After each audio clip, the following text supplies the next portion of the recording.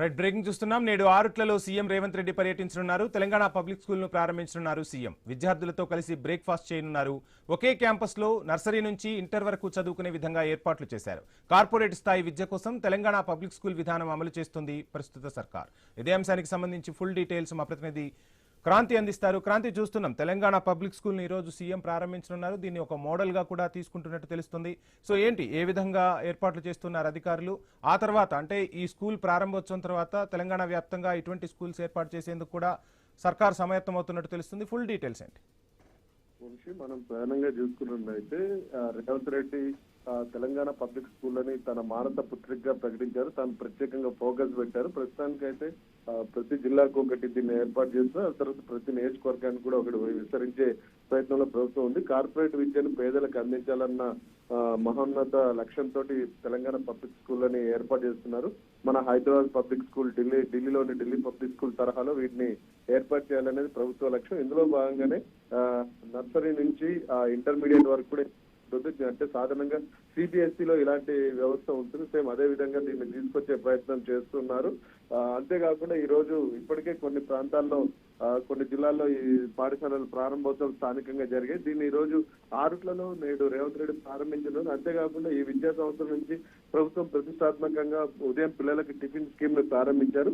అక్కడ tiffin scheme ని ప్రారంభించి పిల్లలతో పాటు స్టూడెంట్స్ తో పాటు సీఎం కూడా టిఫిన్ చేయనున్నారు. ఓవరాల్ గా చూసుకున్నట్లయితే ప్రతిష్టాత్మకంగా ఏ కార్పొరేట్ స్కూల్ కూడా తీసుకోని విధంగా ఈ స్కూళ్ళని ప్రభుత్వం తీర్చిదిద్దుతుంది. దీనికోసం ప్రత్యేకంగా నిధులను కూడా ఏర్పాటు చేశారు. ఇది అంటే రేవంత్ రెడ్డి విద్యా వ్యవస్థలో తీసుకొచ్చే చారిత్రాత్మక విప్లవాత్మక సంస్కరణలో ఇదొకటిగా ఆయన పేర్కొంటున్నారు. విద్యాశాఖ కూడా రేవంత్ రెడ్డి దగ్గరనే ఉంది. దాంట్లో తనదైన ముద్ర వేయడానికి చేస్తున్న ప్రయత్నాలు ఇదొకటి. మళ్ళీ గవర్నమెంట్ స్కూళ్ళకి పూర్వ వైభవం తీసుకురావాలి అనే విధంగా ఇది ఉంటుంది. అయితే ఇందులో ఓన్లీ ఎడ్యుకేషన్ కాకుండా విద్యార్థులకు అన్ని విధాలు, ఇటు స్పోర్ట్స్ కానీ ఇంకా ఎక్స్ట్రా యాక్టివిటీస్ అన్నిటి మీద కూడా కలిపి అన్ని విధాల వాళ్ళని తీర్చిదిద్దే విధంగా ఈ స్కూళ్లలో కరికులం రూపొందించారు. ఓవరాల్ గా చూసుకున్నట్లయితే మొత్తం ఆదర్శంగా ఉండే విధంగా ఏ కార్పొరేట్ ఏ ఇంటర్నేషనల్ స్కూల్ కి తీసుకోని విధంగా వీటిని రూపుదిద్దుతున్నారు. వంశీ, క్రాంతి, ఇటీవల ప్రభుత్వ స్కూళ్లు రద్దు అని చెప్పిన సీఎంఏ ఈరోజు ఇటువంటి స్కూల్ను ప్రారంభిస్తుండని ఎలా చూడొచ్చు అంటారు? రాజకీయ విమర్శలు కూడా పెద్ద ఎత్తున వెల్లువెత్తాయి తెలంగాణలో ప్రభుత్వ స్కూళ్ల